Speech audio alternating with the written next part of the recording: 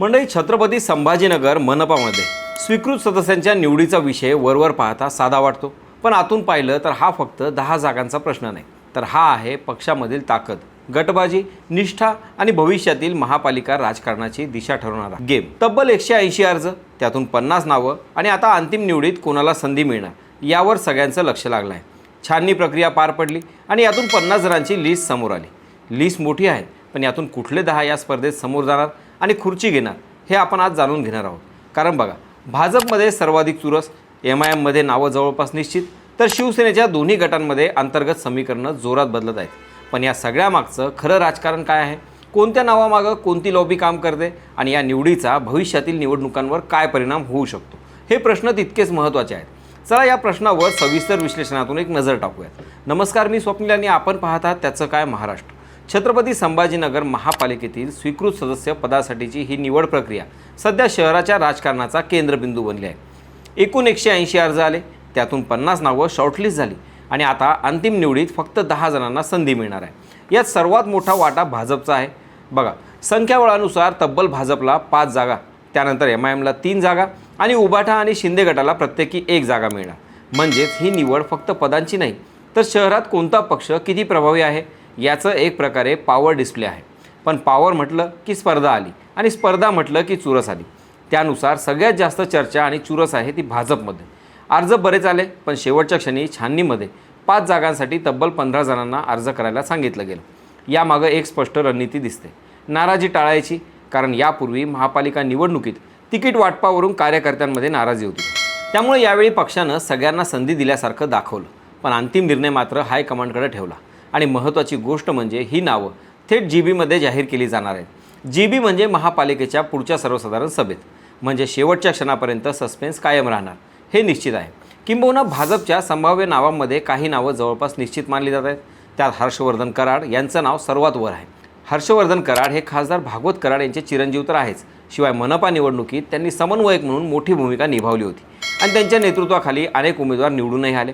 विशेष म्हणजे ज्या प्रभाग क्रमांक 17मध्ये त्यांनी विशेष काम केलं, लोकांना मतदानासाठी आवाहन केलं, त्याच प्रभाग 17मधील नगरसेवक आज महापौर आणि सभापतींच्या खुर्चीत आहेत.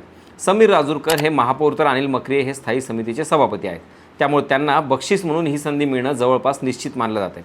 त्याचबरोबर अमृता पालोदकर यांचं नावही जोरात चर्चेत आहे. त्या जुन्या भाजपच्या कार्यकर्त्या आहेत. RSS सोबत त्यांचे घरगुती संबंध असल्याचं सांगितलं जातं आणि महिला प्रतिनिधित्वाचा मुद्दा हा देखील त्यांच्या बाजूने जातो. त्या छत्रपती संभाजीनगरमधील भाजपच्या सक्रिय महिला नेत्या म्हणून ओळखल्या जातात.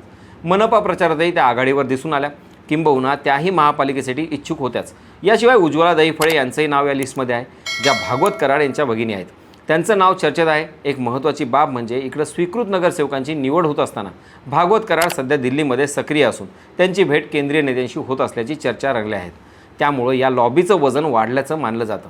तर भाजपचे राजेश मेहता यांचं नाव गुलमंडी भागातून पुढे येतं, कारण त्या भागात भाजपची एकही सीट नाही आणि गुलमंडी म्हणजे शहराच्या राजकारणाचा केंद्रबिंदू. त्यामुळे सामाजिक आणि भौगोलिक समतोल राखण्याचा प्रयत्न इथं दिसतो. याशिवाय भाजपच्या इतर नावांमध्ये गोकुलसिंग मलके, छाया खाजेकर, दीपक ढाकणे, शिवाजी पाटील, शंकरसिंग झाला, मंगलमूर्ती शास्त्री, मीरा चव्हाण यांचा समावेश आहे. यांची नावं टॉप 50मध्ये आहेत. पण या सर्वांमध्ये खरी लढत ही कोणाची लॉबी भारी यावर अवलंबून आहे आणि इथेच भाजपमधील अंतर्गत राजकारण समोर येतं. एकूण भाजपबद्दल बोलायचं झालं तर 3-2 असं या निवडीचं स्वरूप असू शकतं. 2 महिला आणि 3 पुरुष. तर दुसरीकडं MIMमध्ये चित्र थोडं वेगळं आहे. इथं 3 नावं जवळपास निश्चित मानली जात आहेत, मोहम्मद असरार, शेख अहमद आणि कुणाल खरात. MIMनं एक वेगळी रणनीती आखली आहे. एका सदस्याला 1 वर्षाचा कालावधी देऊन संघटना वाढवण्याची संधी, म्हणजे 5 वर्षात 15 कार्यकर्त्यांना संधी देण्याचा प्रयत्न आहे. ही रणनीती ग्रासरूट लेवलवर संघटना मजबूत करण्यासाठी महत्त्वाची मानली जाते.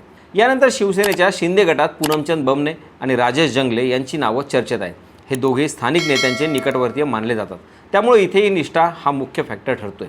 उबाटा गटात लक्ष्मीनारायण बाखरिया यांचं नाव जवळपास निश्चित मानलं जातं. गोपाळ कुलकर्णी यांचं या लिस्टमध्ये नाव आहे, मात्र शक्यता कमी सांगितली जाते, कारण ते मागील टर्ममध्ये आधीच स्वीकृत सदस्य होते. म्हणजेच नवीन चेहऱ्यांना संधी देण्याचा ट्रेंड इथे दिसतो. या संपूर्ण प्रक्रियेत एक महत्त्वाचा मुद्दा म्हणजे वंशवाद आणि नातेसंबंध. सुरुवातीला MIMनं आमदारांच्या नातेवाईकांना संधी न देण्याचा निर्णय घेतला होता, पण प्रत्यक्षात काही ठिकाणी तो मोडला गेला. भाजपमध्येही भागवत कराड यांच्या मुलाचा विचार होतोय. म्हणजेच राजकारणात मेरिट व्हर्सेस कनेक्शन ही लढाई अजूनही सुरूच आहे. मात्र इथे घराणेशाही हा मुद्दा येत असला तरीसुद्धा हर्षवर्धन कराड यांना खुर्ची मिळाली तर ती त्यांच्या कामाची पावती ठरेल, कारण ते सुद्धा निवडणुकीच्या वेळी इच्छुक होते. पूर्ण तयारी केली होती, पण पक्षादेश आला आणि त्यांनी माघार घेऊन पक्षातील इतर उमेदवारांसाठी काम केलं. त्यामुळे हे त्यांना बक्षीसच म्हणावं लागेल. किंबहुना या निवडीचा मोठा राजकीय परिणाम पुढील महापालिका निवडणुकांवर होणार आहे, कारण हे स्वीकृत सदस्य म्हणजे पक्षाचे चेहरे असतात, जे पुढे उमेदवारीसाठी दावेदार ठरतात. त्यामुळे प्रत्येक पक्ष आता भविष्यातील रणनीती लक्षात घेऊनच निवड करत आहे. भाजपसाठी ही संधी आहे आपली पकड मजबूत करण्याची, MIMसाठी संघटना वाढवण्याची आणि शिवसेनेच्या दोन्ही गटांसाठी अस्तित्व टिकवण्याची. तर एकीकडे नावं जवळपास निश्चित असल्याच्या चर्चा, दुसरीकडे शेवटच्या क्षणी बदल होण्याची शक्यता, लॉबिंग, समीकरण आणि राजकीय दबाव या सगळ्यांच्या दरम्यान आता सगळ्यांचंच लक्ष लागलं आहे त्या एका क्षणावर, जेव्हा GB ही नावं अधिकृतपणे जाहीर होतील आणि तेव्हा स्पष्ट होईल की कोण जिंकलं आणि कोण मागे राहिलं.